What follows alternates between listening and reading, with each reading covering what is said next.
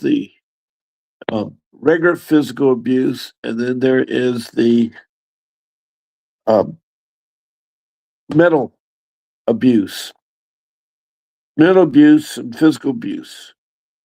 Now, mental abuse is the argument among families. You know, if there's an argument and it's really loud and persists on day after day, the children don't like to see their mom and dad, who they love very much since they're born, argue. That's where parents need to do a timeout. That's where parents need a timeout. And welcome, who just came in my room. I'm glad to see we have some people coming in the room. Now, if you're in the room and you'd like to make a comment or a question, I appreciate it. I love them. All you do is text me your first name and where you're located, your city and state. And if you're outside of the United States, it's your city and country. And I'm here to, help you any way I can. Um, I too was a victim of CPS, and it was a hard thing going through. And you may be experiencing it for the first time, and for a lot of the people who don't know it, it's I call the child protection system.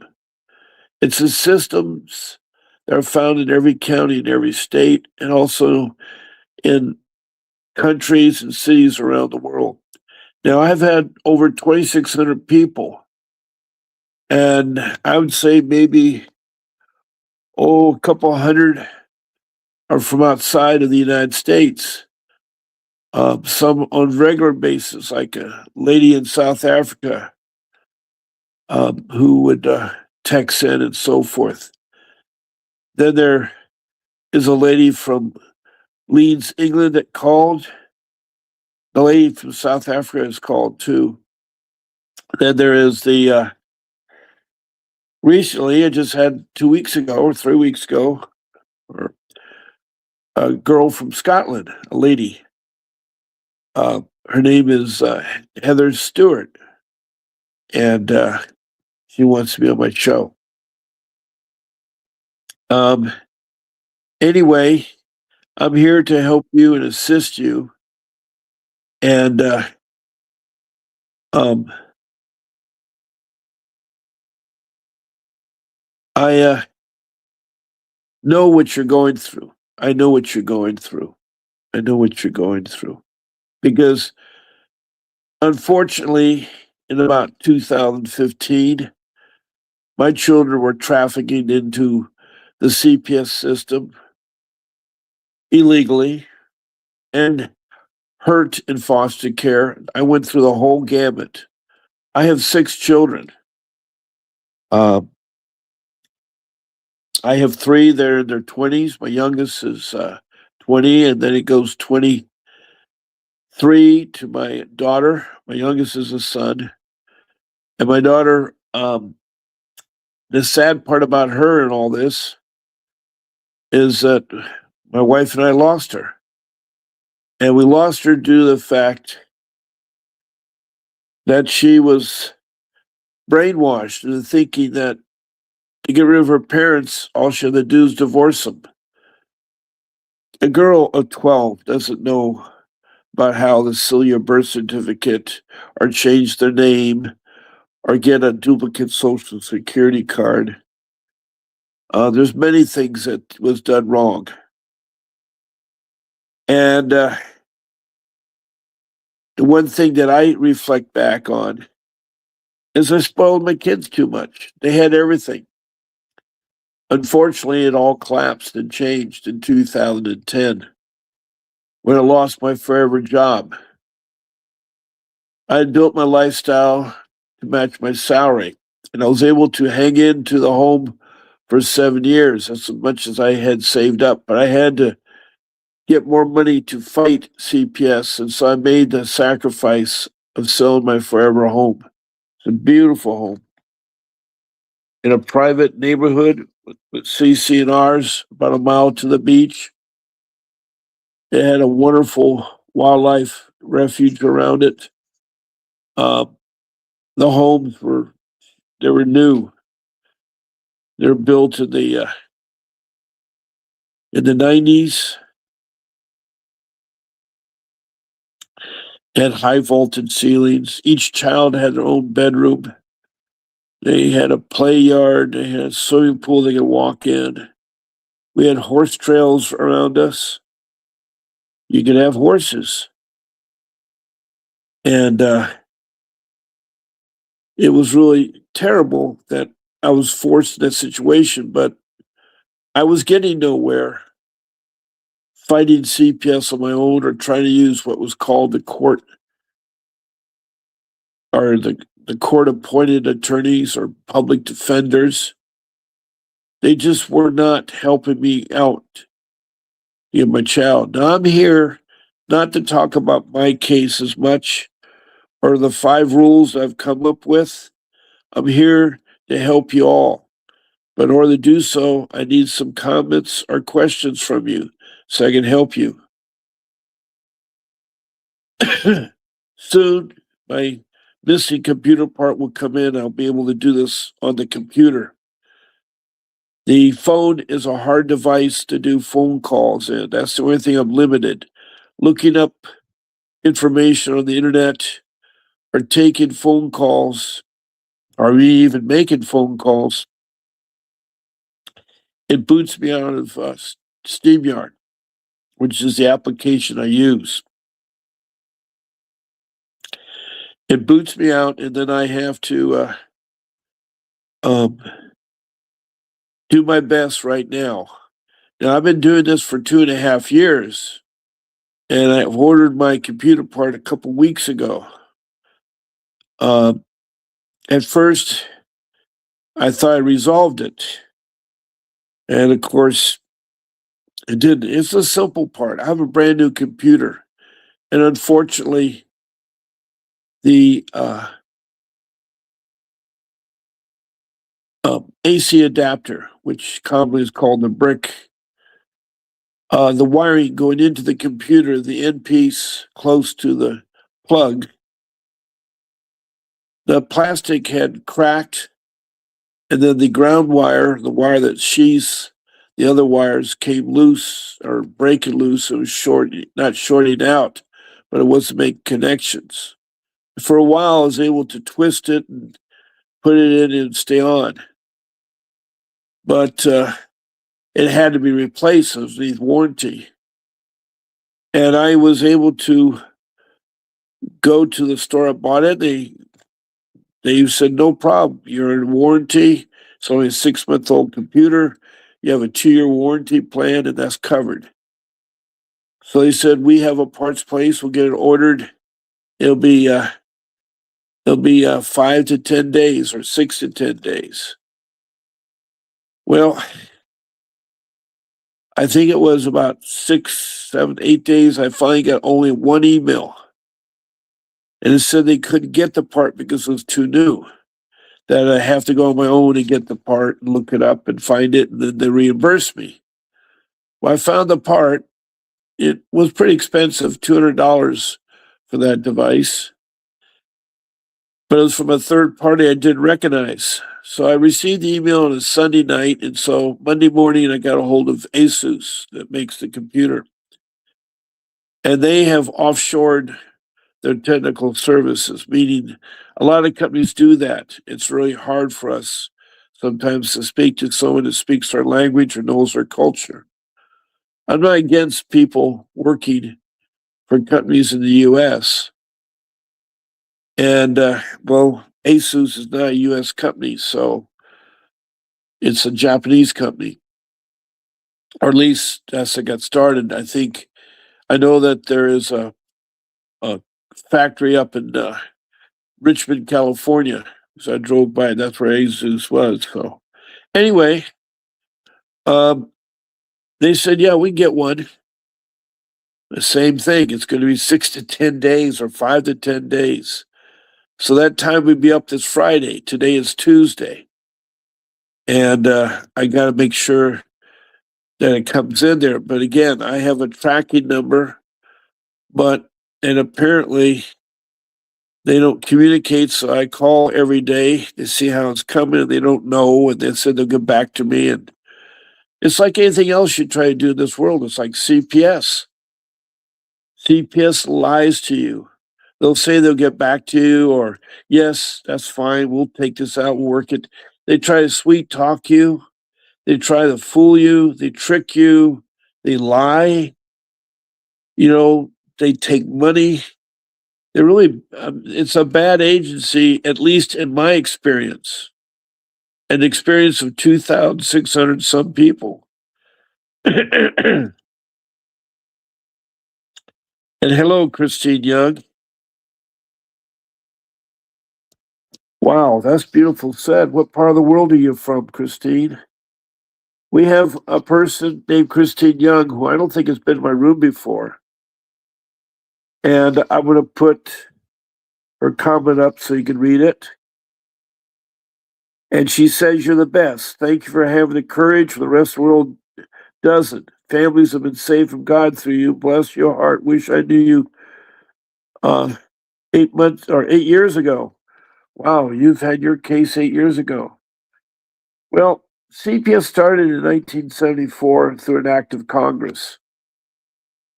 In the 60s, there's the battered kid syndrome that medical experts were saying that too many children were being abused by their parents or neglected by their parents. It took almost 400 years for them to finally have an agency. We've been talking about protect our children since the early 1600s.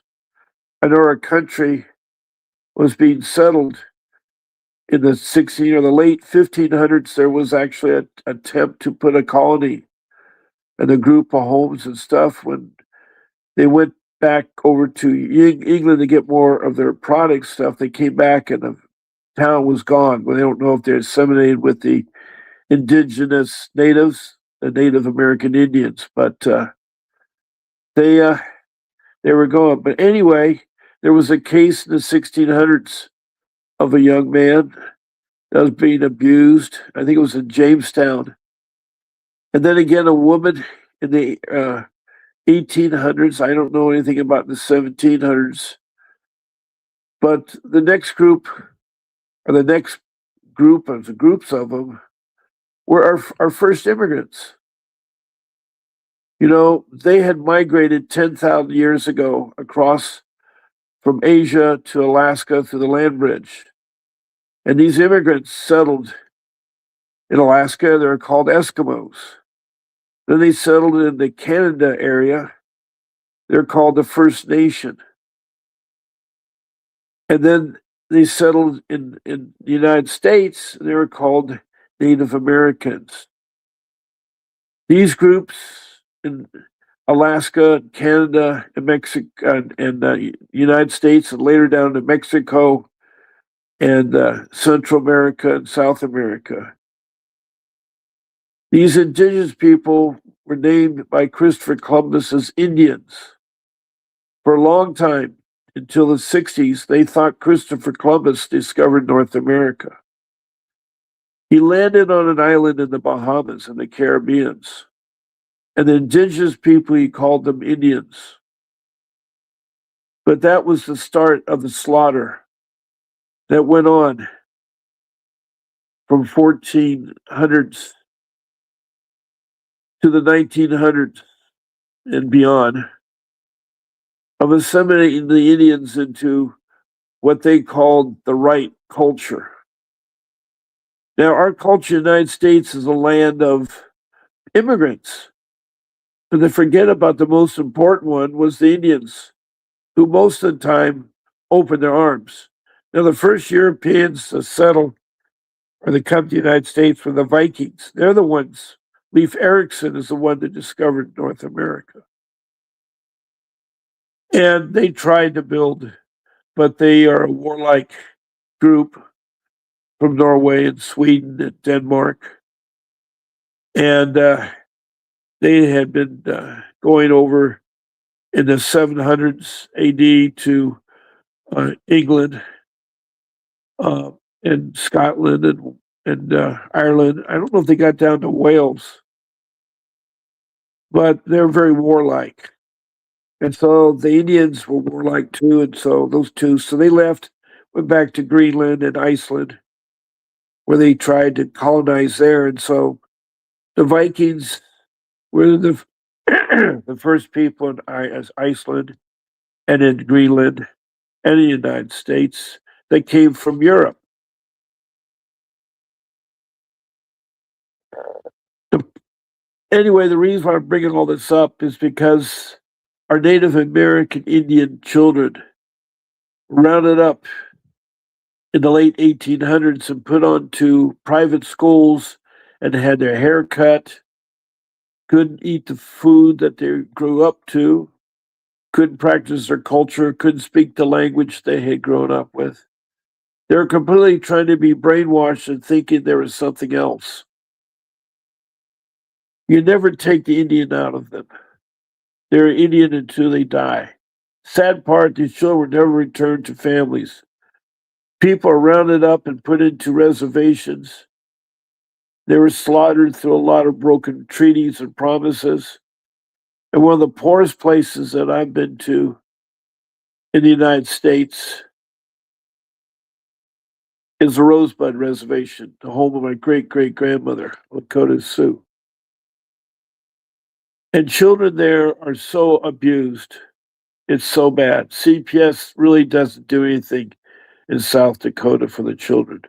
I know firsthand because I spent my summer in 1972 there, just before the AIM movement of Wounded Knee in 1974. In the 60s, I went down to the marches the Indians did in 69, I think it was, at the Capitol.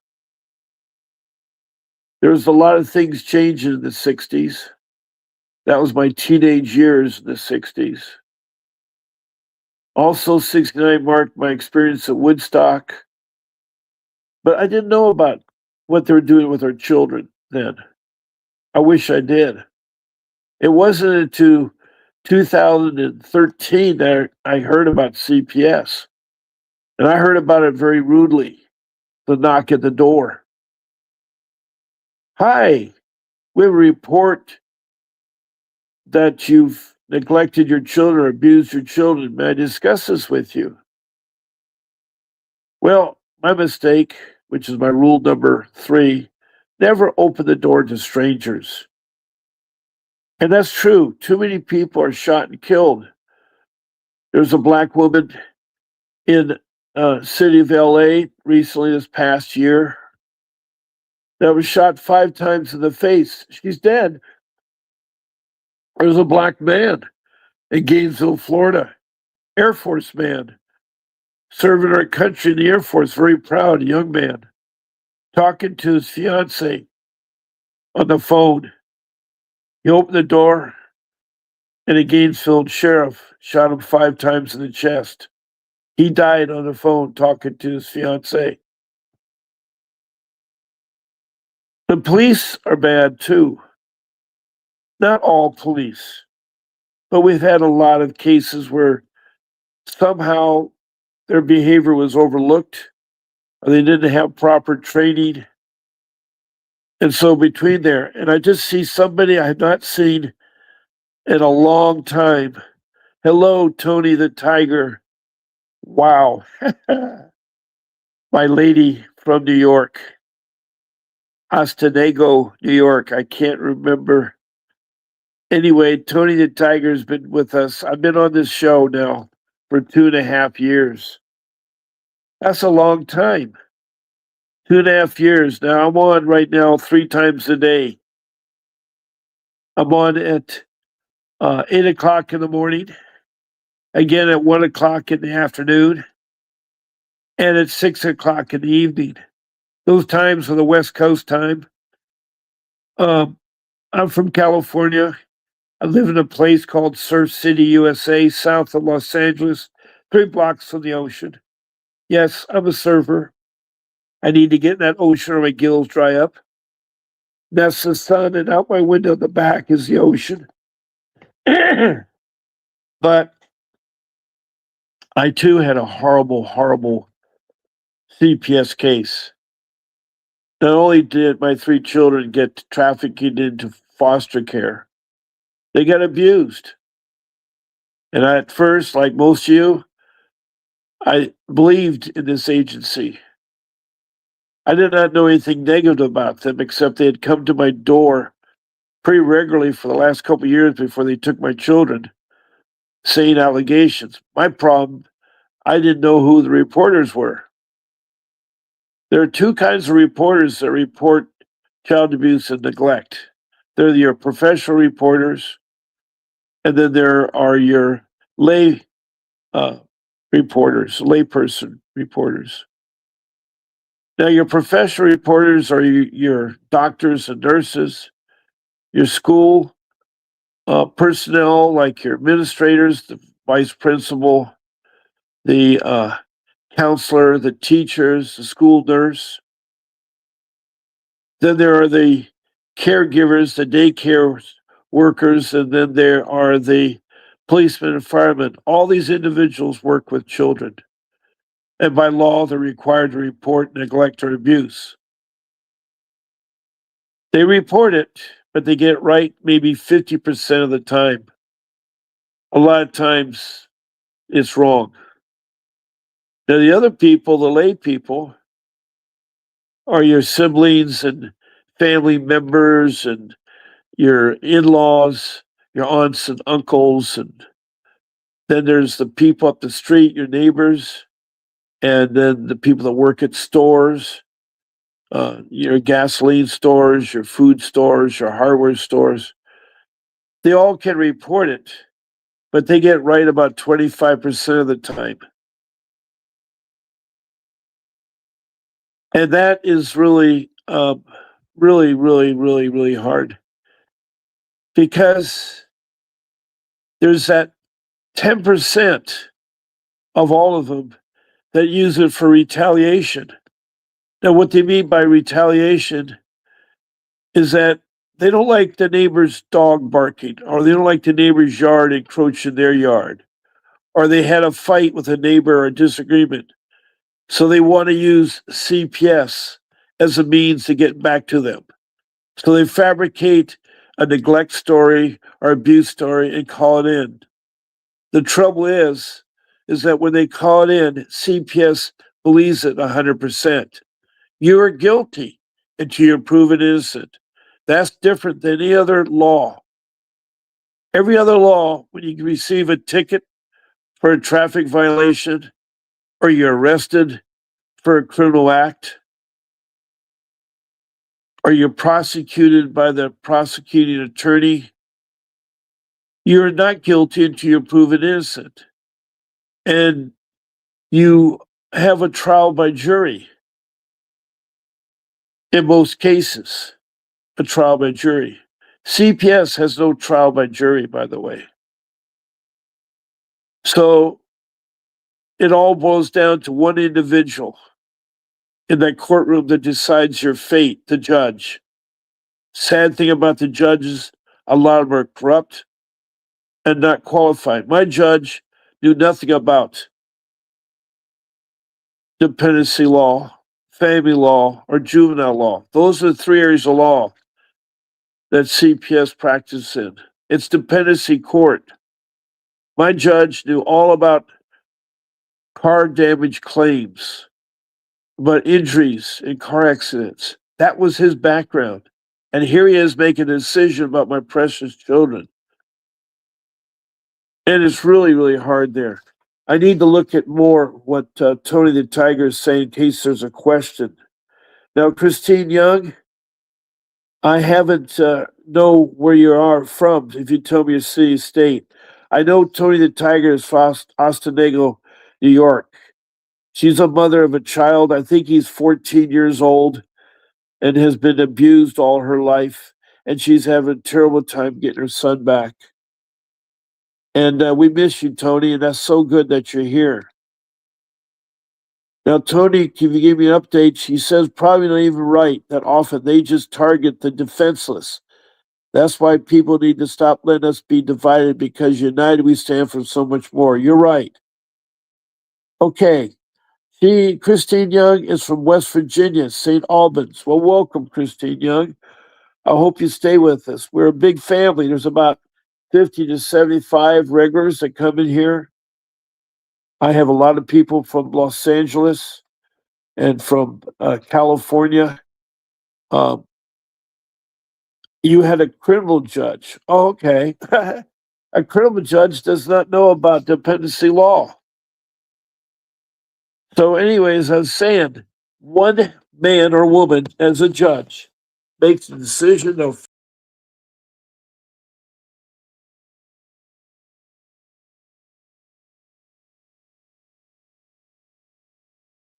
Oops, sorry, I knocked myself out of the room. You have to be careful using a phone. It's touch and your thumb or something there will hit the screen and make me disappear. Uh, okay. Also, a lot of you will have a second charge from the criminal side of things. That was my case. Not only was CPS charging me and my wife, but the prosecutor decided to press criminal charges of the same nature. You can be charged criminally, by the way. It doesn't have to always be CPS. And in that case, you need a criminal judge. And what happens when you're criminally charged, your CPS case is put on hold because they will not do anything until your criminal matter is settled. And I think they do that on purposely. I think there's some connection between the child protection system and the criminal part of elements. I think there's a lot of revenge goes on among them too. Now, as I told you, every county has a child protection system. Now, in my case is in Orange County, California, and my CPS was the Child Protection Services, CPS. That was the child protection system. But next door in LA County is the Department of Children and Family Services. So the names are different. You go to Prescott, Arizona, home of the Peak Ladies that wore T-shirts that had professional child kidnappers on the front, and on the back, they had parents, you know where your children are at? And they paraded around in all the public places, 8 of them. I mean, there was only the director and one other person, 10 people that were helping out the children of Prescott. And Prescott is known for the Billy Jack movies. There's a lot of Indian tribes, and in the early 70s, late 60s, Billy Jack did 4 or 5 movies. And he was advocating Indian rights and stuff. But anyway, here's this group of social workers. So they called their system, a child protection system, uh, Department of Children's Services, DCS.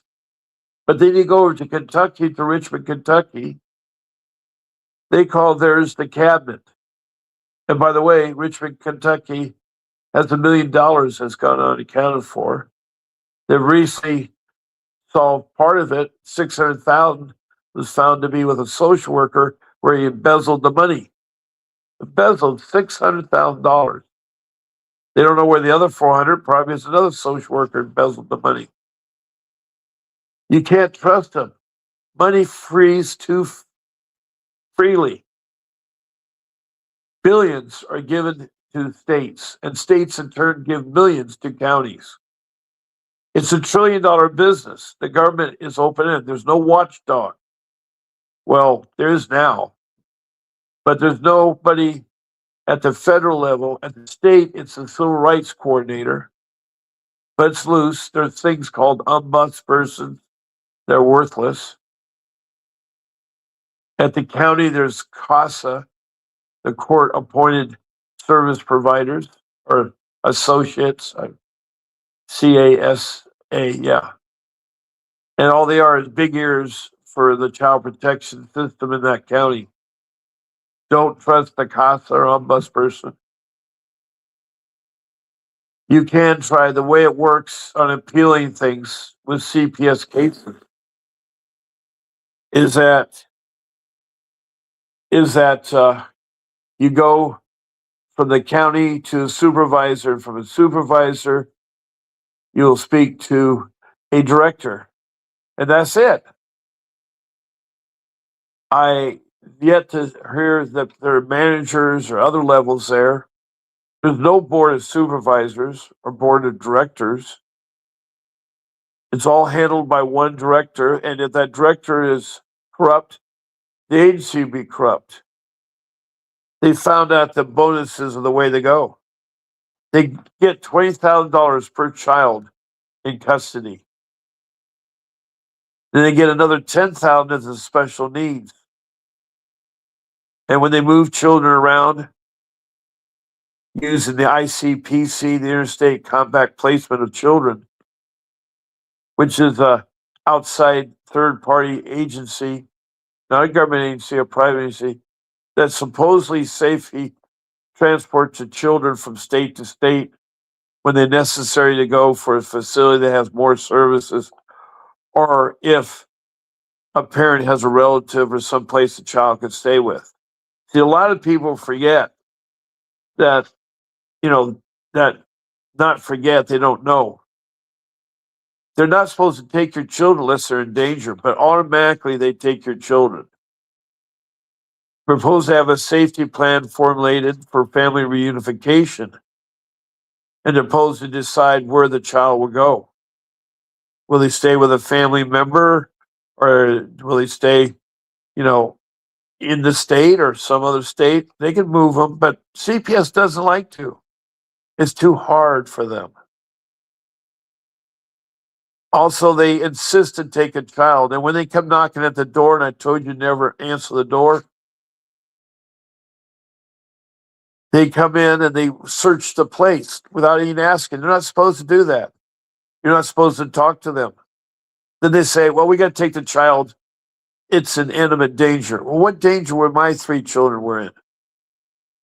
During the day, they're always at school, and it was during the day. I just picked up my young one at school. I didn't make him walk home. I spoiled him. He could ride his bike, or he could have walked. It wasn't that far. It wasn't as far as when I walked to school.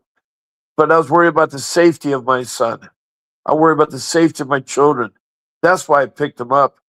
I knew that when I took him to school and picked him up, or my wife took him to school and she picked him up, our children were safe. Our children were safe.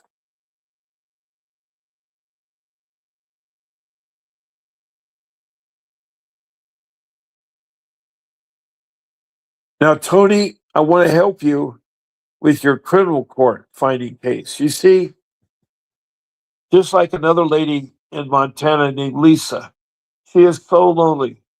She lives in Montana all by herself. She had a young child with her. I think he was 4 when she got involved. He's now turned 5 in January. But she was criminally charged. And that criminal charge was finally proven false. But they decided to knock her door down. Now, police or social workers cannot enter the home unless one of 3 things take place. One, you allow them entry into your home. If you open the door and you say, hi, come on in and let's have some tea, or let's go ahead and tell stories. I'm exaggerating that. I'm just saying, you know, if you happen to meet them outside, you're not in your home, you can be very respectful and tell them, hi, I'm so and so. And if it's a policeman and a social worker with an ID card clipped to her jacket or sweater or something, and you see the identification with the policeman, he's got a badge on, a name tag, and so forth, you can be respectful to them. Hi, can I help you? Or good morning, can I help you? Or good afternoon, can I help you? Then you listen to what they have to say. If they say that we got uh, we got to investigate because we've been told that you have neglected your children, or that you've abused your children. At that point, you can say, well, is this a legal matter? They have to say, yes, it is a legal matter. Well, then you have the right, and this is a lot of people forget, you have a right to say, um, I need to have my attorney present. In the Constitution, it says any legal matter, you are allowed an attorney at all facets of the legal proceedings. An arraignment or arrest or accusations is all part of legal proceedings. So you can very nicely say, I'm sorry to cut you short, but I need my attorney here present. We'll set up a time to meet with you.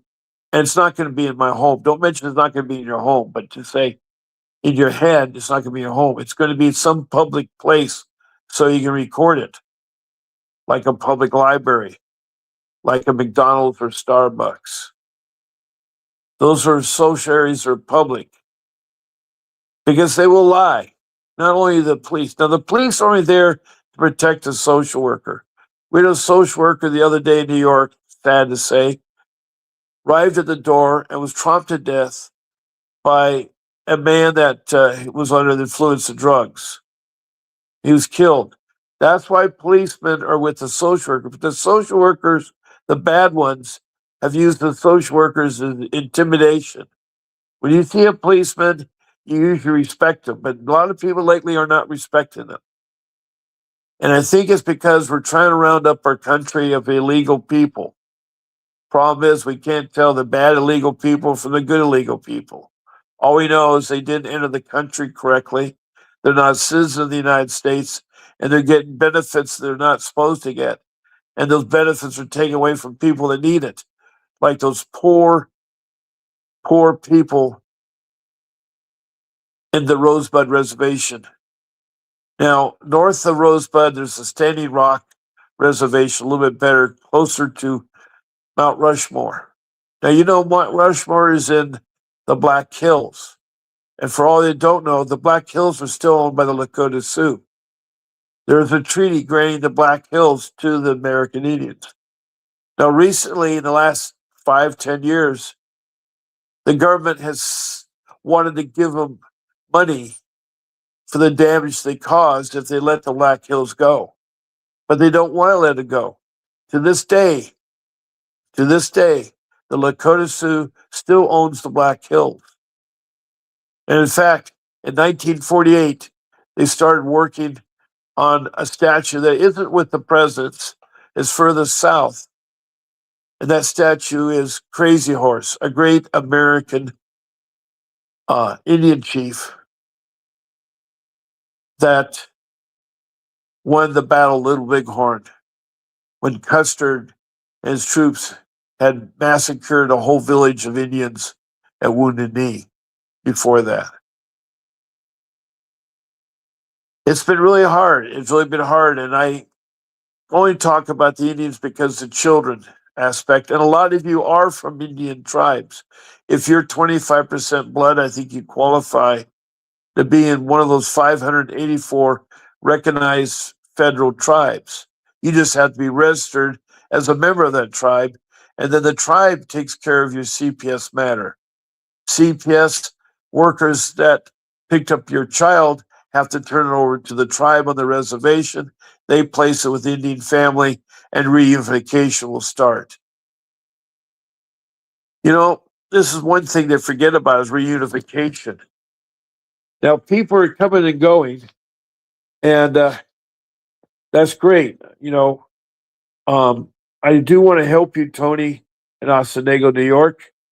What is your criminal charge that you're fighting? They can fight there.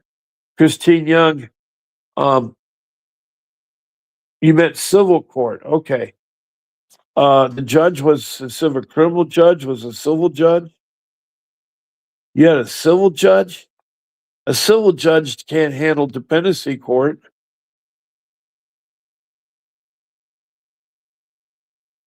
Yes, prayers are important.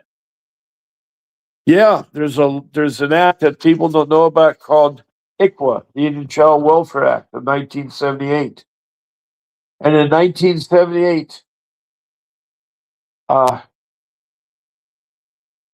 They passed a law that says no longer are Indian children being taken forever from Indian families. They're going to be placed with Indian families if they do something wrong with abuse or neglect, because they feel that the Indians are best to take care of their own.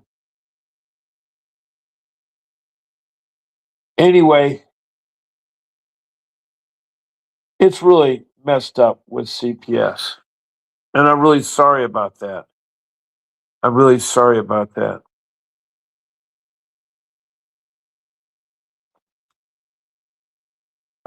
There's so much from my experience of doing this now for 2.5 years that I can share with you. Now, the key to success to fighting CPS is a good lawyer. You won't be able to fight this yourself. I try. Fighting CPS is like open heart surgery. If your heart needs to be worked on or replaced, you need a heart surgeon, someone that's been educated and trained and gone through an internship and mentor with another doctor before they open up the heart. That goes so true for CPS. They're that technical, that complex.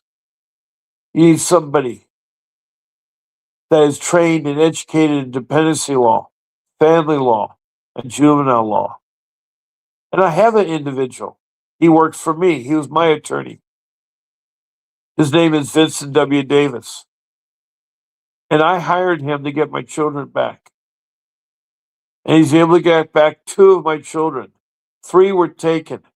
And my daughter, as I explained earlier, was led down the blind path of divorce from her parents at age 12. That was revenge from a social worker that committed perjury and lied on the stand. She was so embarrassed when Mr. Davis questioned her about the validity if these parents were good or not.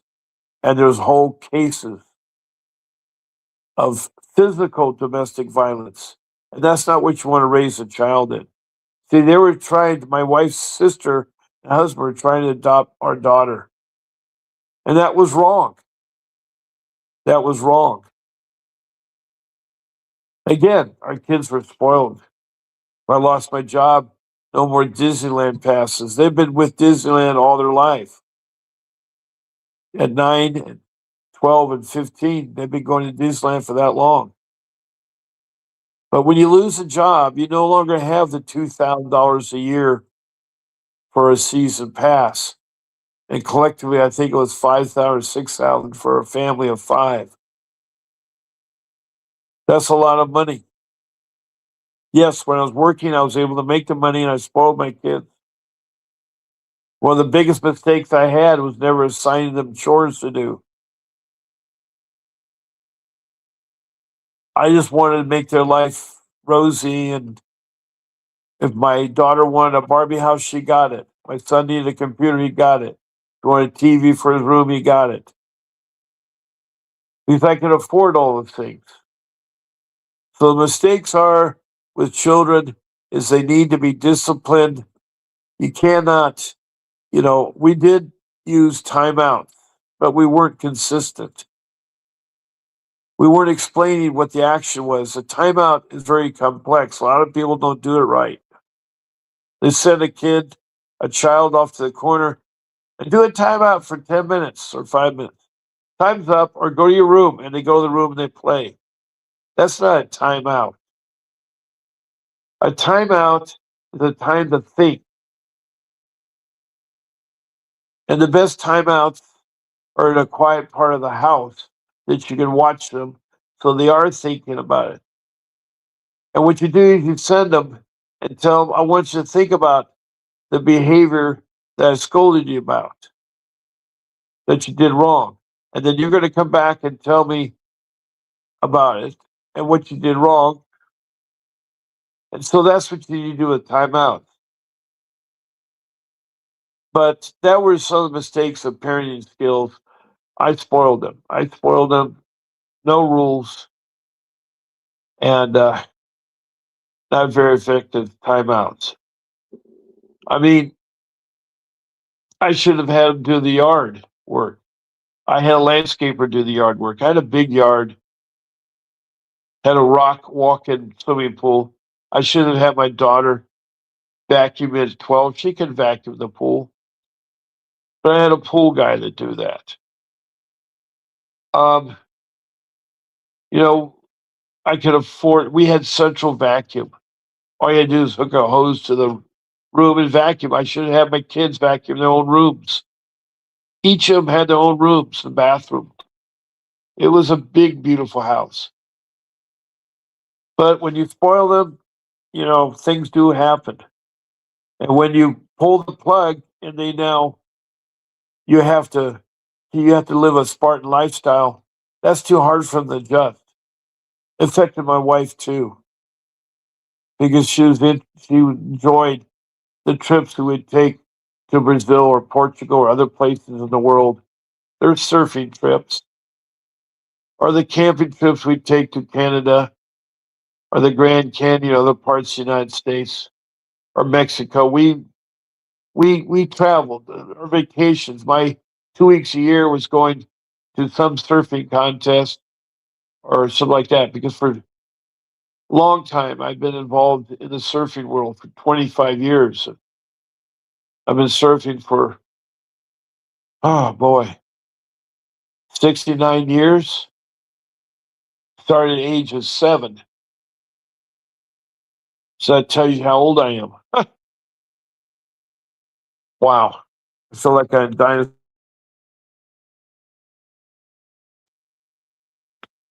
Um, oops, sorry, knocked myself about. Anyway, um,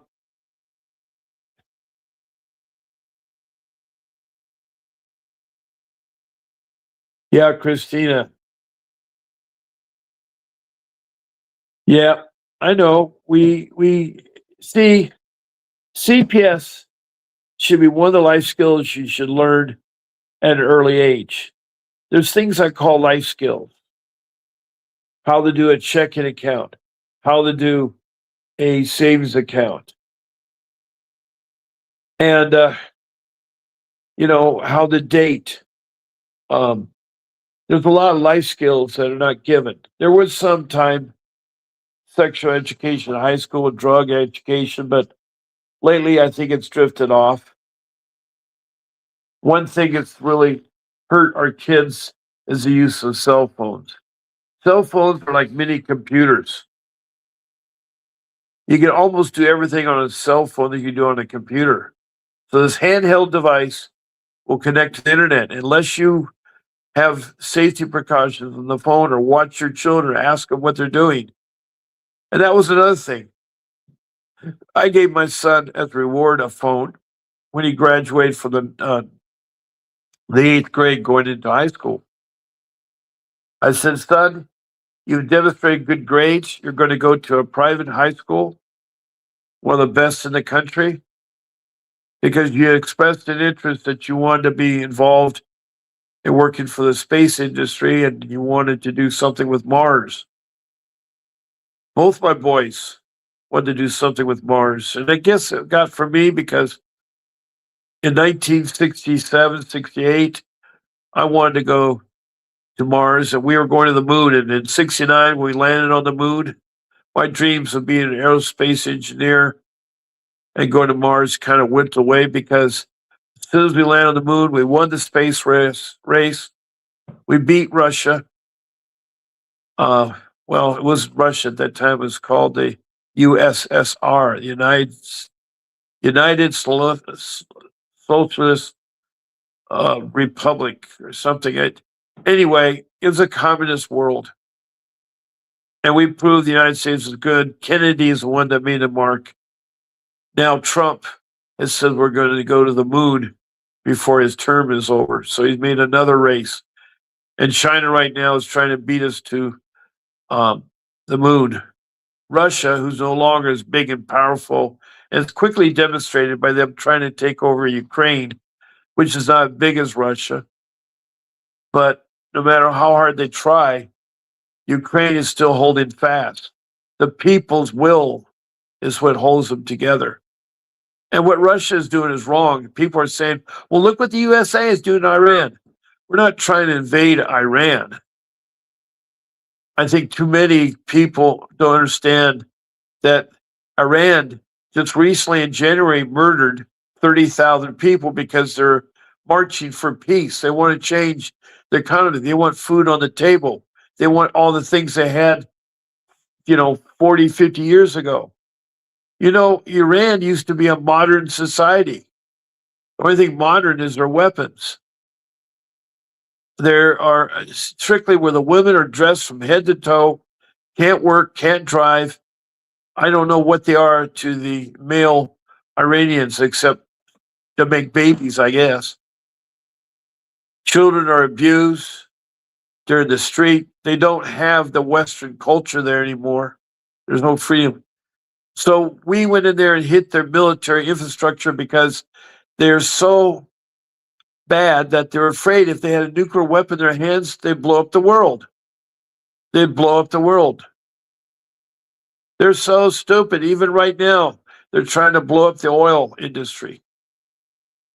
I mean, anyway, I'm got off from CPS, but there are children around the world. Now, I have one Middle Eastern country that has texted here. It's Saudi Arabia, I think it is. And they had a parent call in about CPS. So I know they have CPS in Iran and a lot of the children. Now you say, well, look what Israel's doing in Gaza. Look what they're doing there and everything. Well, that's a long, long history. But Gaza, the rebels decided to build their military structure underneath hospitals and people's homes, use them as shields. And it's so hard to root them out. It's like an ant infestation. That's the same problem with Iran. So I don't know what they're going to resolve. They're pretty much taken care of everything except the ground troops. And they're so stupid. I just, they remind me of CPS. They're stupid.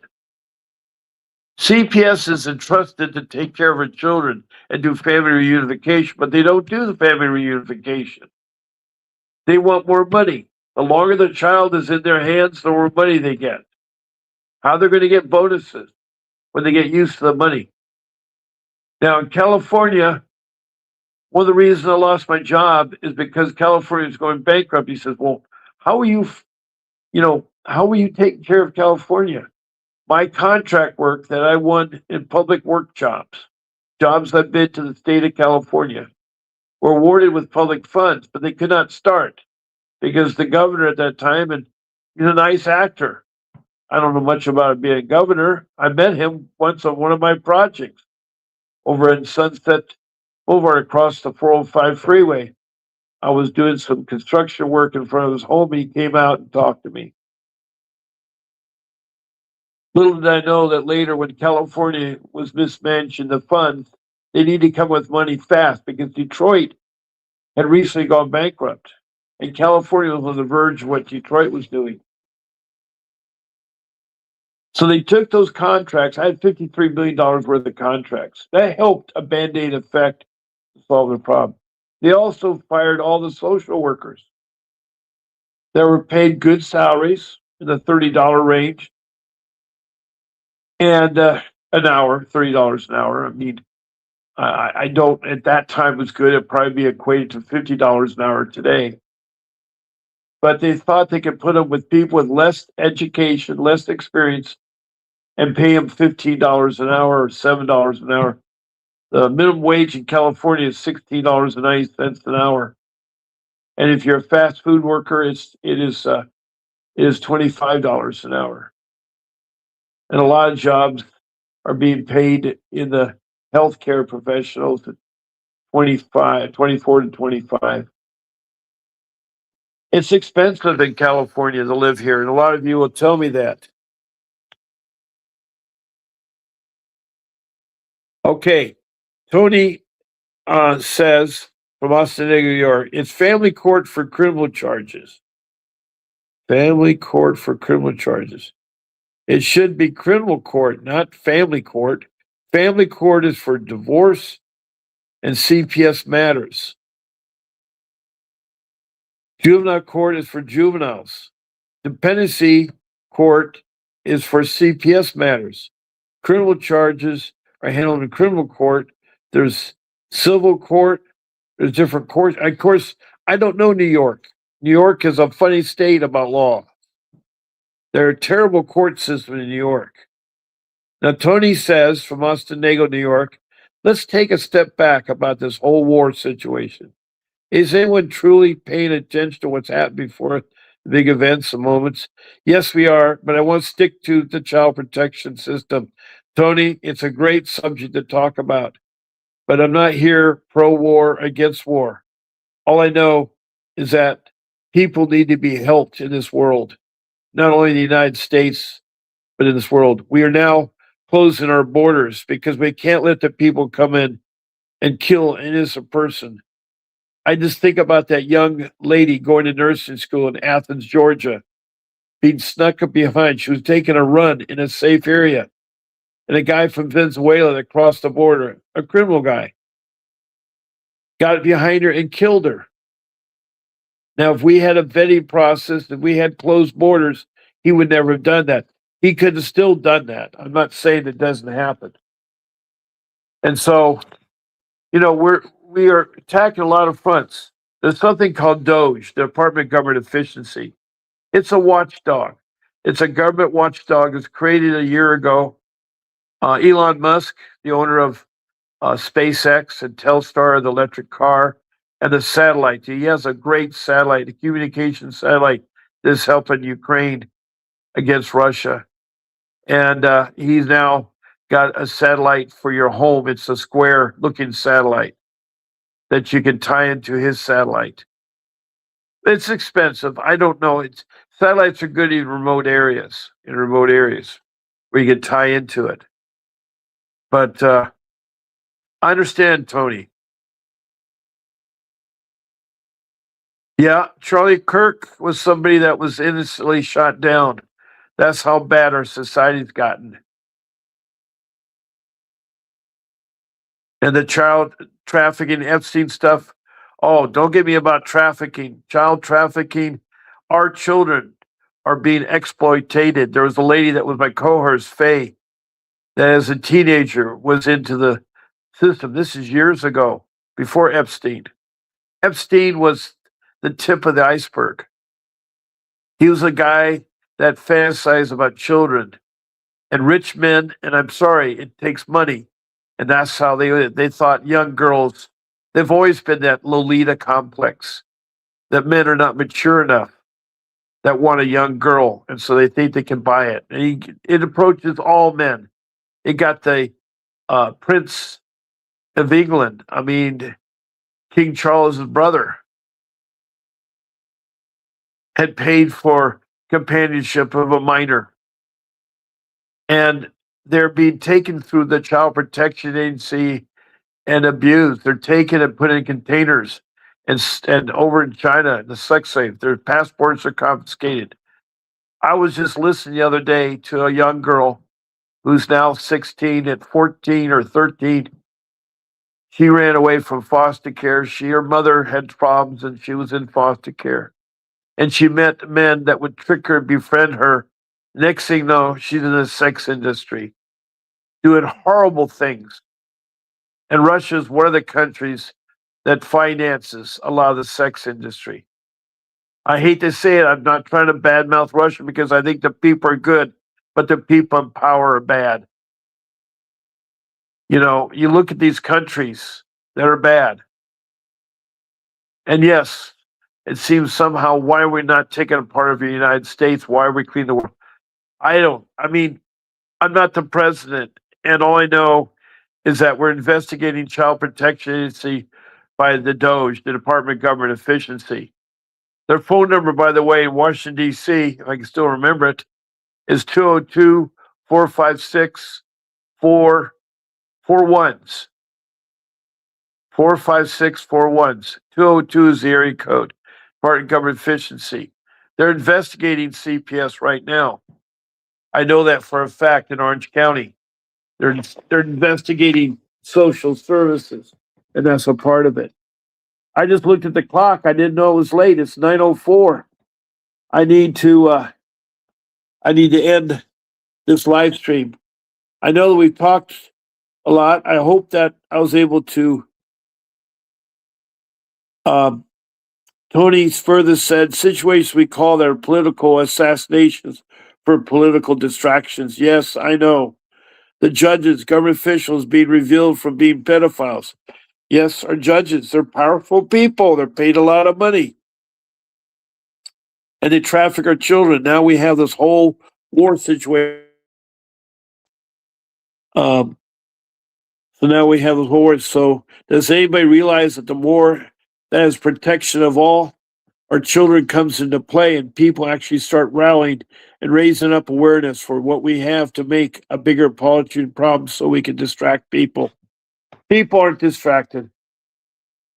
I'm determined to go to Washington, D.C., to go to Congress, to stand before Congress. There's a guy named David Hidalgo who was a family member in here. You guys remember him. He had his daughter that he's wrongly accused of improper behavior. And my attorney that I've hired, Vincent Davis, went and defended him and won his case. He is attorney there. And by the way, you can reach him at his office at 888-888-6582. It's been scrolling across the bottom of the screen. One of his websites he's got is stan.store/attorney VWD. It has package deals. He's been doing fighting CPS for 40 years, and he goes all over the United States. Now, you go on, which is 4 o'clock your time, right? Just say that there was a mayor or a governor in another state that said if we investigate New York State, then the rest, well, yeah, there's definitely, New York is very corrupt, very, very corrupt. I mean, how many cases did they try to charge our president? I mean, I never known of a president that's been so battered and so beaten up. They've tried to kill him a bunch of times. Yes, what he does sometimes is radical. What he did in Minnesota was radical. The problem is the illegal aliens have now migrated to the Canadian borders. They're having children, so we got another big problem. What do you do from children from illegal parents? Are they supposed to have the rights of us citizens that were born here from parents that are citizens? There was a process that we all went through where we learned the U.S. government, how the legislative body works, how Congress works, how the judiciary branch works, how the rest of government works. You take a class in that.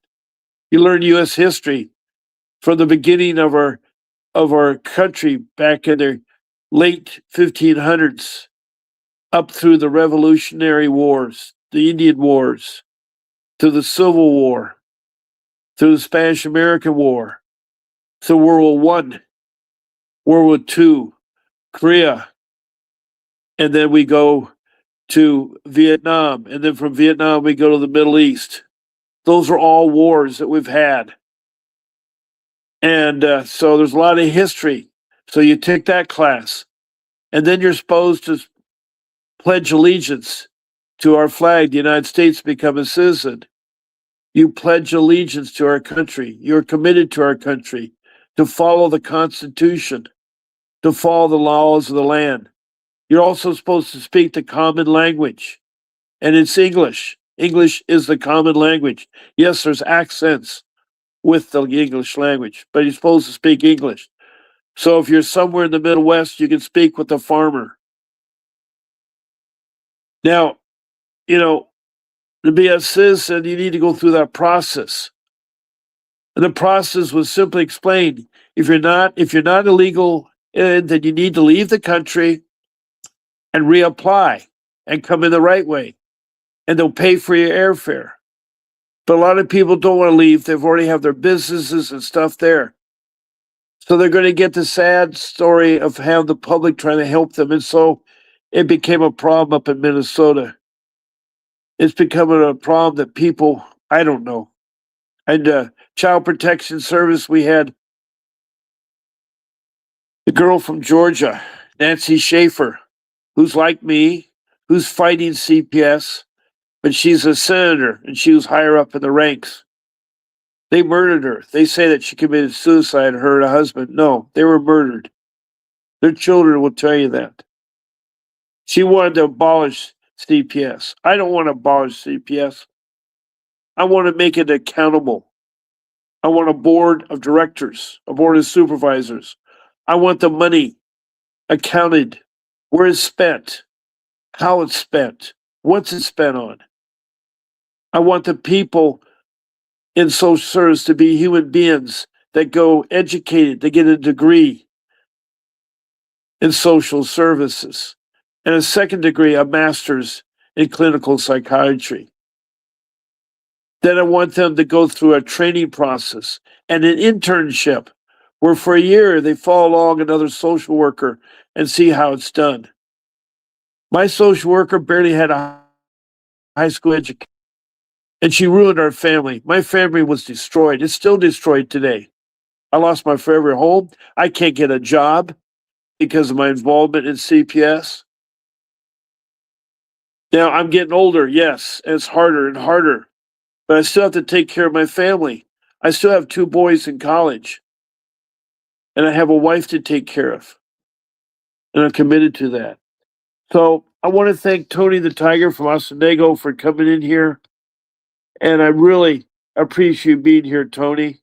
You're part of the family. You've been part of the family for a long time. I want to thank our new family member today that I met, Christina Young. I'm so glad. She's from West Virginia, from Albany, West Virginia. And thank you, Christine Young. And I know what you're going through, and I hope you come back. I'm on again at 8 in the morning, 1 o'clock in the afternoon, and 6 o'clock in the evening.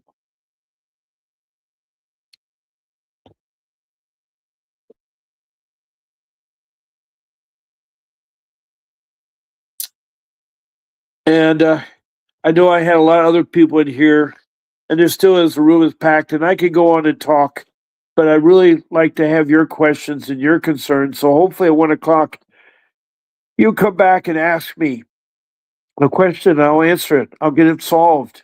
And remember, I have an attorney that's available you can use. It's 888-888-6582. Yes, he's expensive. For LA County, he's $550 an hour. His retainer is $5,000. And if he goes out of state, it's called more.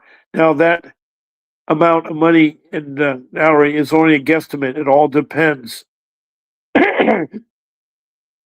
on the complexity, how long the case has been going on, and where you're at, location wise.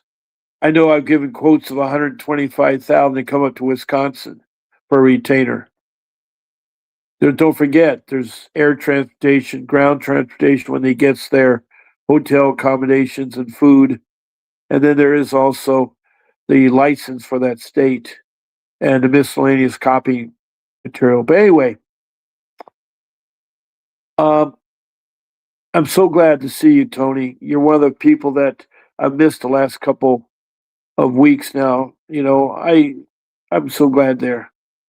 And so, anyway, I want to see you at 1 o'clock, and I want to help you. I want you to know I'm here 3 times a day, 20 hours a week. Been doing this now for 2.5 years. There was a little break in my time in the latter part of December and January and February, but I'm back. I'm back with a vengeance. So I'm here to help you.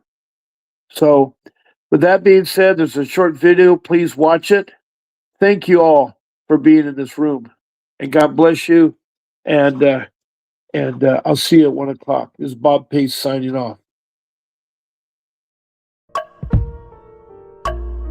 A vivid picture is encrypted in your mind as the critics get in line like they're witnessing a crime. But then you notice there's a shiver in your spine from the feelings of discontentment and bitterness combined. Heartbroken when you listen to the judges. Another kid's innocence corrupted, and if you go against then it's destructive. Consider this predicament the toughest, but we believe in a system fit for justice. Child Protective Services only pretends to save it. The one solution for this is worthy of instant praises. 30 years of experience with relentless cases. Allow me to introduce him. This is Vincent Davis, defending you when they don't think a mother fits the role. Is it juvenile dependency or government control? Observe the pain in their eyes. It's time for us to realize we are the last